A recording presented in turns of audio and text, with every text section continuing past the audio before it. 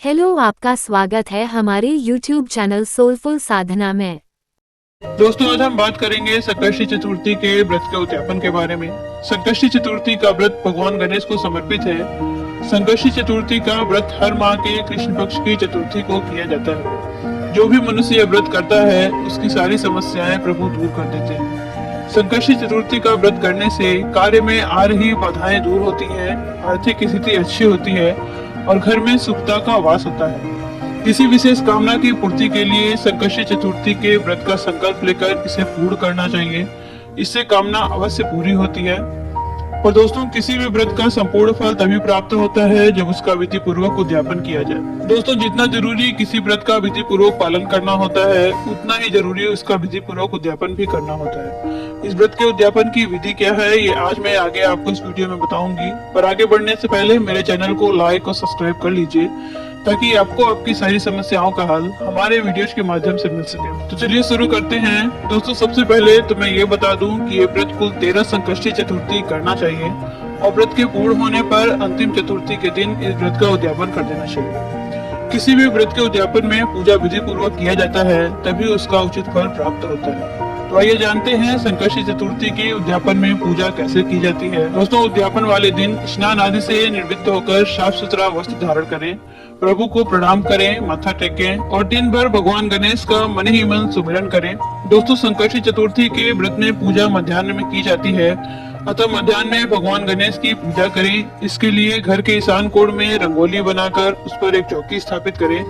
चौकी पर लाल कपड़ा बिछाकर भगवान गणेश की मूर्ति स्थापित करें। बगल में शिव, माता पार्वती की प्रतिमा स्थापित करें और चावल का छोटा सा ढेर बनाकर जल से भरा हुआ तांबे का कलश उस पर रखें। कलश पर स्वास्तिक बनाएं और रोली लपेटें। उसके ऊपर एक श्रीफल रखें। दोस्तों, चौकी को चारों तरफ से अपनी इच्छा अनुसार सजावट करें। इसके बाद पूजन करना प्रारंभ करें। आसन पर बैठ जाएं और सबसे पहले गंगा जल छिड़कें। फिर भगवान को पंचामृत से स्नान कराएं। फिर जल से शुद्धोदक स्नान कराएं। इसके बाद भगवान को वस्त्र और हल्दी लगा हुआ जनेऊ चढ़ाएं।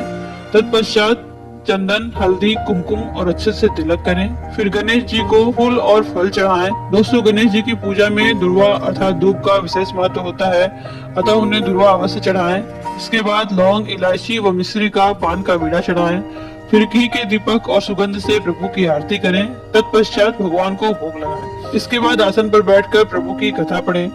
दोस्तों, किसी भी पूजा या व्रत में कथा का विशेष महत्व होता है। बिना कथा पढ़े पूजा पूरी नहीं मानी जाती है, इसलिए कथा अवश्य पढ़ें। फिर भगवान से प्रार्थना करें और उद्यापन की इच्छा जाहिर करें कि हे प्रभु, मैंने आपका पूजा और व्रत पूरी श्रद्धा भाव से पूर्ण किया है और अब मैं इसका उद्यापन करना चाहता हूँ या चाहती हूँ।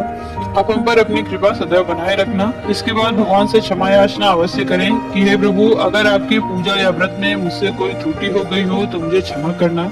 फिर आचमनी में जल लेकर जिस आसन पर बैठकर आपने पूजा की है उसे तृप्त करें, नमन करें और फिर आसन मोड़कर ही उठें। इसके बाद अपने घर वालों को आरती और प्रसाद दें।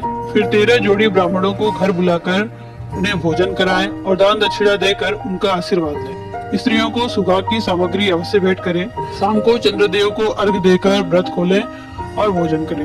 दोस्तों, इस प्रकार संकष्टी चतुर्थी के व्रत का उद्यापन करने से आपको व्रत का पूर्ण फल प्राप्त होता है। अगर आप आगे भी व्रत रखना चाहते हैं तो अगली संकष्टी चतुर्थी को फिर से व्रत का संकल्प लेकर व्रत शुरू कर सकते हैं। दोस्तों, गणेश जी का व्रत रखने से आपके घर में सुख संपत्ति तो आती ही है, साथ ही आपके यश और सम्मान में भी वृद्धि होती है। आपके घर में गणेश जी के साथ साथ देवी लक्ष्मी, रिद्धि सिद्धि और शुभ लाभ का भी वास होता है। तो दोस्तों, ये तो हुई संकष्टी चतुर्थी के व्रत के उद्यापन की विधि। आज के लिए इतना ही। अगर आपको मेरा वीडियो पसंद आया हो तो मेरे वीडियो को प्लीज लाइक करें, मेरे चैनल को सब्सक्राइब करना ना भूलें और आगे के वीडियोस को देखने के लिए बेल आइकन को दबाएं। नमस्ते।